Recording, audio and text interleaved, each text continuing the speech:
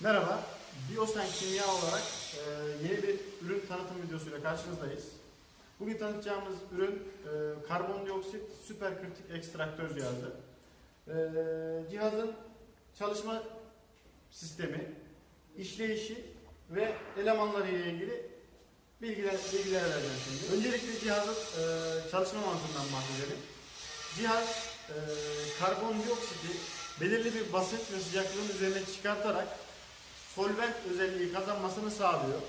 Solvent özelliği kazanan karbondioksitte bitki tohumları olur, bitki yaprakları olur veya organik bileşikler ve benzeri şeylerden ekstrak çıkartmaya yarıyor. Peki nasıl solvente dönüştürüyor karbondioksit?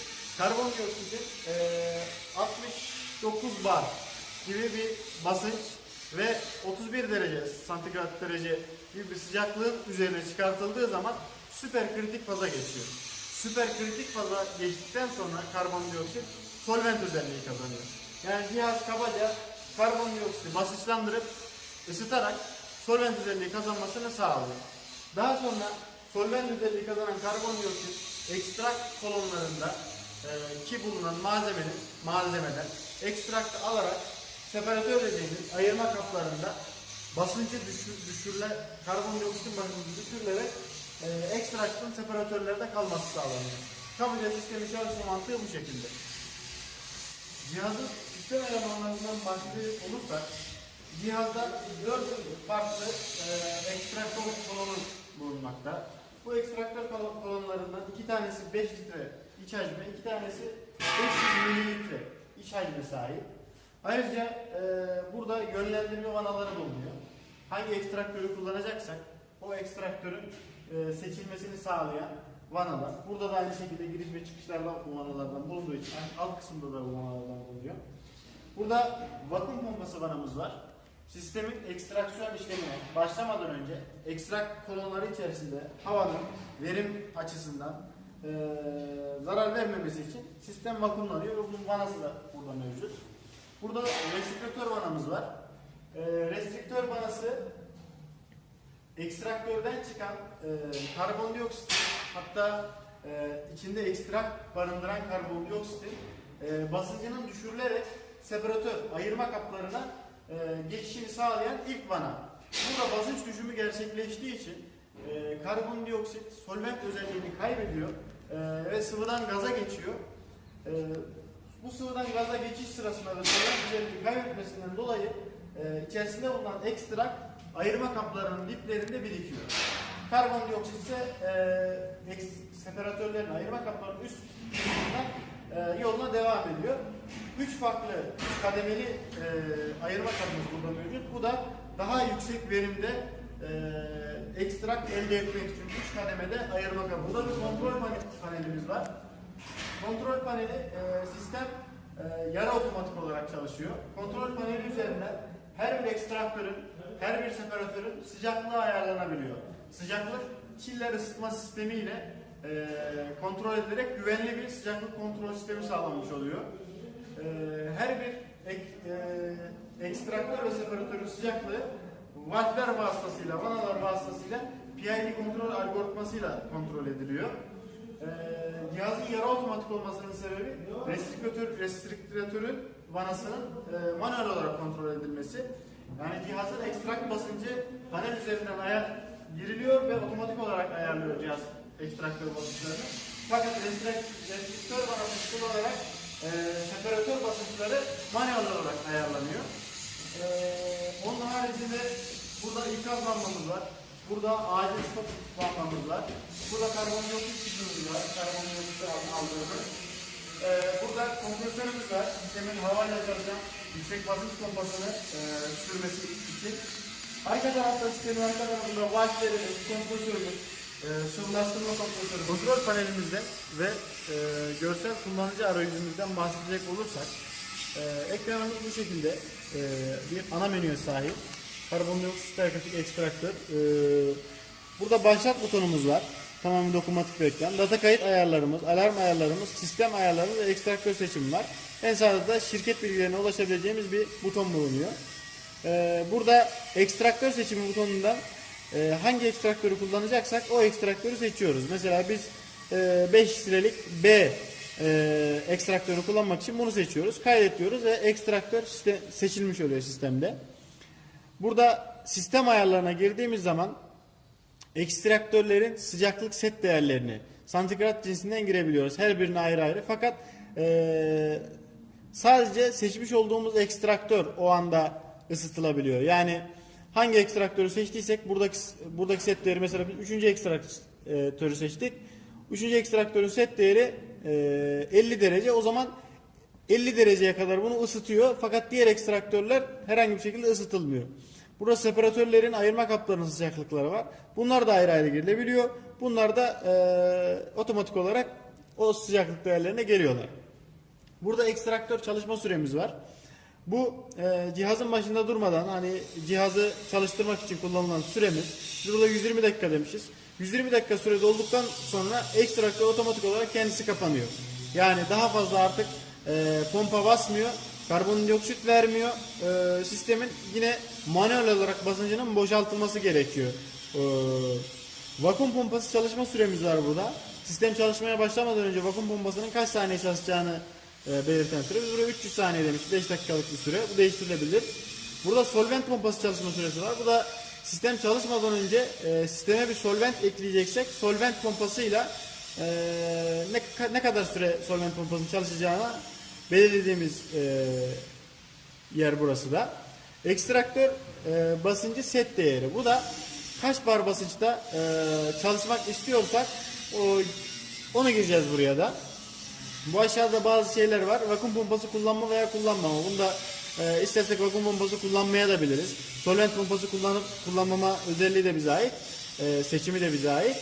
En altta da karbondioksit geri dönüşüm özelliği kullanma var. Bu da karbondioksiti devir daim ettiren bir özellik. Belli bir basınçtan sonra karbondioksit tüpünü kapatarak sıvılaşma kompresörünün sıvılaştırmasıyla separatörlerden ayrılan karbondioksitin tekrar ekstraktöre basılmasıyla bir devir daim özelliği olarak çalışan bir sistem bu da. Bunu da açabiliriz veya kapatabiliriz. Burada ileri sistem ayarları var. Bunlar biraz daha teknik ayarlar. Bunlara da buradan ulaşılabiliyor. Buradan geri diyoruz. Şimdi bir karbondioksit ekstraksiyon prosesi başlatalım. İşlemi başlatalım. Biz daha önce kuru naneden karbondioksit ekstraksiyonu yapmıştık. Kullandığımız kuru nane buydu. Kuru naneden elde ettiğimiz ekstrakta, yani yağ ve esans karışımı da bu şekilde, bu kadar bir ekstrakt elde etmiştik daha doğrusu. Şimdi aynı şekilde şu anda şu 5LB dediğimiz 5 litrelik B ekstrakt kolonunun içerisine de naneyle doldurduk, kuru naneyle. Şimdi bir işlem başlatacağız. Sistem ayarlarını daha önce ayarladık. Buradan göstermiştim zaten. 200 barlık bir ekstrakt basıncı seçtik. Biz daha önceden konumların ısınması uzun sürdüğü için daha önceden biraz ısıttık. Şimdi başlatıyoruz. Burada indikatör lambamız var. Bu yeşil sistemin çalışmaya hazır olduğunu fakat çalışmadığını gösteriyor. Sarıya geçtiği zaman sistem çalışmaya başlayacak. Biz sistem ayarlarına tekrar girelim. 200 bar dedik, 120 dakika dedik. Başlat diyoruz. Gösterilen vanaları açık konuma, diğer vanaları kapalı konuma getirin diyor. Gösterilen vanalar ekstraktör 5LB'nin vanaları. Zaten üzerinde de yazıyor ekstraktörün. 5LB'nin vanalarını açık konuma getiriyoruz. Biz zaten daha önce açık konuma getirmiştik 5LB. Diğer vanaları kapalı konuma getiriyoruz. Bu şekilde sadece 5LB ekstraktörü üzerine basınçlı karbondioksit göndermiş oluyoruz. Diğer ekstraktörlerin vanaları kapattığımız için diğer ekstraktörlerin herhangi bir olayla ilgisi olmuyor. Şimdi vanaları ayarladıktan sonra tamam diyoruz. Burada tüm bağlantıların doğru şekilde yapıldığını kontrol edin, ardından tamam basın diyor. Biz bu şekilde kontrol ettiğimiz için tamam diyoruz. Burada çalışma ekranımız geliyor.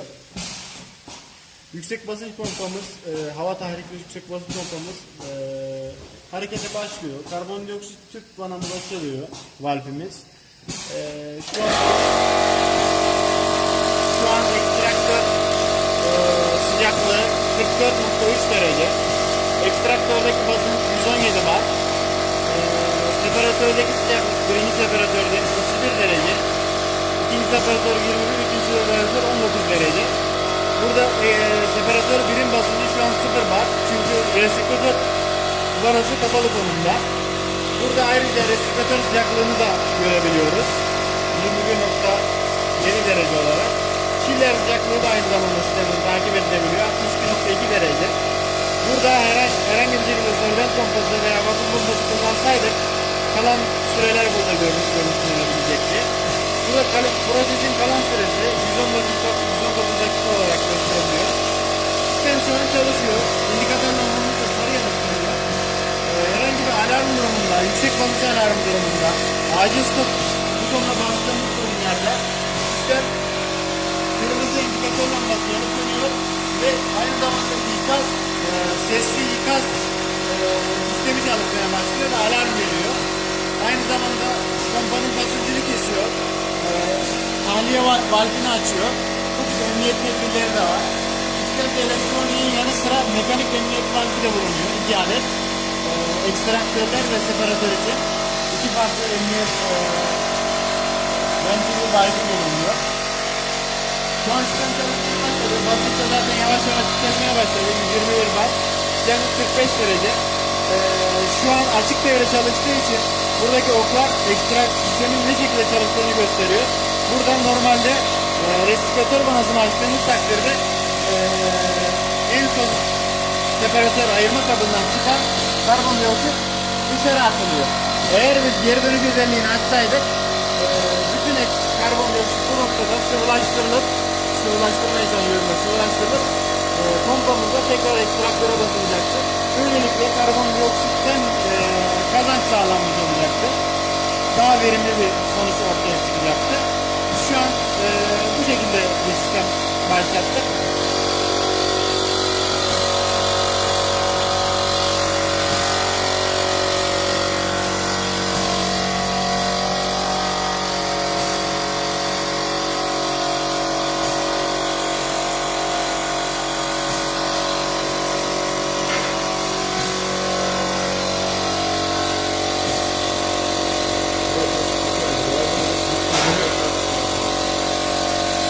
Başlatmış olduğumuz proses bu şekilde devam edecek.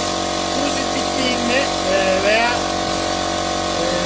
ekstraktör sıcaklığı belli bir seviyeye geçtiğinde resiklatör vanasını belli bir seviyede açıp sıvılaştırmayı da başlatacağız. O şekilde devam edecek. Daha sonra sistem bittikten sonra elde ettiğimiz ekstraktı göstereceğiz. Prosesimiz sona erdi. Şu anda sonlandırıyoruz prosesi. Separatörde separasyon, ayırma işlemi şu an gerçekleşiyor. Bu birinci separatörümüz 20 bar basınç var. İkinci separatörümüz yine 18 bar gibi. Üçüncü separatörümüz 16 bar gibi basınç var. Buradan tahliye ediliyor şu an basınç. Ekstraktörümüz de boşalmak üzere. 33 barlık bir basınç kaldı içerisinde. Sıcaklığı yine 33 derece. Sıvıdan gaza geçişten dolayı tabii ki separatörlerimiz soğudu. 30 derece ayarladığımız, 35 derece ayarladığımız separatörlerimiz. Şu an birinci separatörün sıcaklığı 7 derece. İkincisi 12 derece, üçüncüsü 20 derece. Sizde kadar çok fazla kalmadığı için. Ekstraktörümüz de tabii kendi içerisinde yoğuşma olduğu için 45 derecelerden 30 dereceye kadar düştü. Ekstraktör kullanımının sıcaklığı. Şu an separatör işlemi devam ediyor. Bir süre bu şekilde gaz boşalacak. Gaz boşalırken ekstraktı ayırma kaplarında bırakacak. Daha sonra biz açıp elde ettiğimiz ekstrakta bakacağız, inceleyeceğiz. Prosesimiz tamamlandı. Şu anda ekstraktör separatör 2'den aldığımız esansiyel yağ, esans karışımı burası. Separatör 1'de ise şu anda kuru buz veya karışımı var. Sert şu anda. Bunun yumuşamasını bekleyeceğiz. Yani erimesini bekleyeceğiz. Eridikten sonra asıl elde ettiğimiz esans veya burada kuru buzla birlikte şu anda donuk vaziyette. İşte bunun tekrar çözüldüğü zaman içerisindeki yağ, esansı alacağız. Birinci separatörümüzde biriken yağı da çıkarttık. Donmuştu bu. Kuru buz haline gelmişti dibinde. Kuru buzu erittik ve elde ettiğimiz son ekstrak bu şekilde. 500 gram kuru naneden elde edilen ekstrak bu. Burada birkaç katman var. Üst kısımlarda kalan separatörün çeperlerinde kalan katı yağlar var. Bunu sıcak suyla sıvılaştırdık. Bir şekilde buraya doldurabildik bu tüpe. İşte katı formda, sıvı formda, altta böyle farklı renkte bir ekstrak elde ettik. Bu kuru naneden elde ettiğimiz ekstrak, süperkritik karbondioksit ekstraksiyon yöntemiyle elde ettiğimiz ekstrak. Kuru nanemiz de bu normal doğal kuru nane. Az önce göstermiş olduğumuz yağ sıcak suyla sıvılaştırdığımız tekrar katılaştı. Şu an naneden elde ettiğimiz ekstrak bu şekilde. Katı. Çoğunluğu katı. En alt kısmındaki şu beyaz kısım sıvı. Bu şekilde. Karbondioksit süperkritik ekstraktörle ilgili herhangi bir talebiniz durumunda şirketle iletişime geçebilirsiniz. İletişim bilgileri videonun sonuna koyacağız. Bizi izlediğiniz için teşekkür ederiz.